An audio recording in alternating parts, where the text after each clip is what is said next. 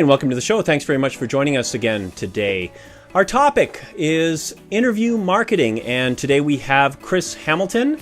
He's a 25-year veteran of sales and marketing, and he has worked with companies as large as Microsoft, IBM, Acklands, and he serviced the Canadian oil and gas sector. And he's experienced in startup companies as well, both in Canada and the US. He is the co-author of an Amazon best-selling marketing book by Jeffrey Gitomer titled Social Boom. And he operates a sales and marketing blog called salestipaday.com. It has incidentally reached the 0.2% top of websites online. Very successful online blog. Thanks very much for joining us today, Chris. Thanks for having me, Kersten. So, Chris, today, in a past broadcast, we talked about the idea of interview marketing. I think what we want to do here in this follow-up show is get into a little bit more of the details of how to engage audiences, sort of the kind of the importance of communication, consistency, and the whole idea of how important audiovisual messaging is. And of course, how you can engage and listen to your audience. But first of all, let's just look at high level. How the heck do you get on an interview show on television? Well, Kersten, first off, it is extremely tough to get on an interview show on television. Reason being is because they don't just let anybody on, I'll tell you that much. Typically, to get on, you have to be an expert in a field. And you also, on top of that, more than likely have to either be found online in the printed world or have an existing relationship with a reporter or some form of a media outlet in order to be perceived as someone who could talk about certain things.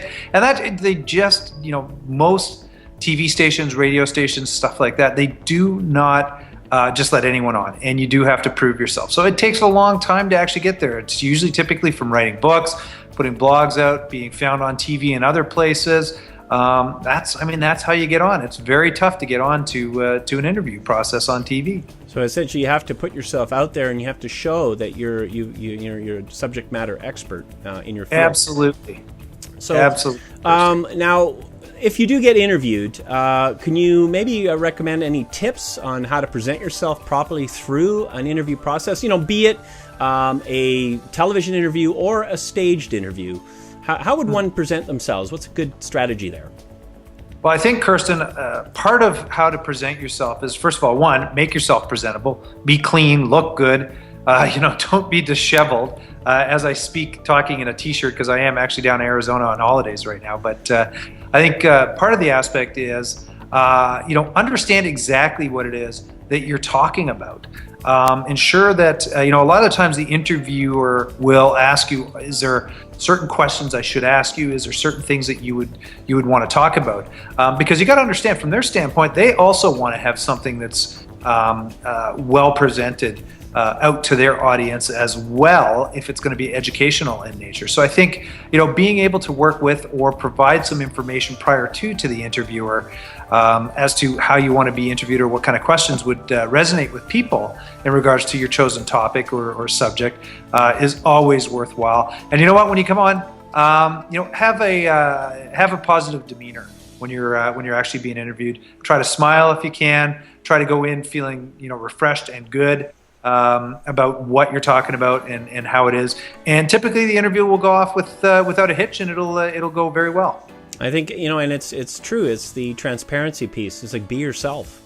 Be the kind of person Absolutely. That you would normally be when you're presenting a group of people. Okay, so now let's say you've got yourself into a series of interviews, and those interviews are, they're going to be broadcast over time. What would be a way, or let's look at it this way. Let's say you have a nice long format interview that you got and you have all this video. What are some ways in which you can leverage that interview in order to promote your company or your business? Well, Kersten, there's numerous ways that you can do it. And in fact, I'll talk about it specifically with the interviews I do on netcastevent, where I flip it around and I'm actually the interviewer of many of the world's best business writers. And the format that I typically use with that is it's a long style interview that'll be lasting anywhere from half an hour to an hour with these individuals, where I come at them with very thought-provoking questions. And that information, believe it or not, is it's gold, is the way I look at it. You take that interview and you can break it down into bite-sized chunks. And bite-sized chunks are typically anywhere between kind of 1 minute and 5 minutes. I would say you can create snippets that are about a minute long and use those and put those up on your website. Now, how would I put them up on the website? I would put them up as a blog post or a piece of information that you can convey from there. Now, on top of that, what you can do is there's multiple ways you can use this content. You can actually use it for email newsletters as information that you can send out. You can take this and turn it into a podcast. You can take these snippets and turn it into a vodcast. You can set up an iTunes account. You can put it through lots of different directories. You can disseminate this information across the line. You can take it, transcribe it, put it up as a transcript, written information on your website to get you found, poking through to the audiovisual content and the audio content and any other information that you have. So, the thing about an interview is it can be multi-purpose and used right across the board in multiple ways for your marketing or even for just trying to convey information to individuals. So, and I guess, at it. Yeah, and I guess it's also very important to understand that by syndicating that information out through your own channels, you're actually engaging your audience you should be engaging your audience in some kind of a two-way dialogue through those videos, because they're getting to know you visually, but they also want to be heard as well. Absolutely, Kersten. And part of the audience that I find is the interesting thing about the audience is when I do these interviews, people often come up to me after the fact, start talking to me like they know me, and I've never met them before, but because they see me on these videos or online, they just assume that relationship's already existing there. And I'll tell you what, it's a huge barrier. It knocks down that barrier entry into a lot of people.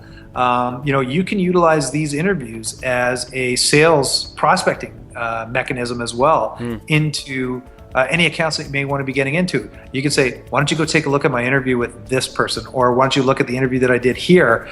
And it builds instant credibility for anybody out there. Well, Chris, thanks very much for your time. We're catching Chris on his short holiday in Arizona.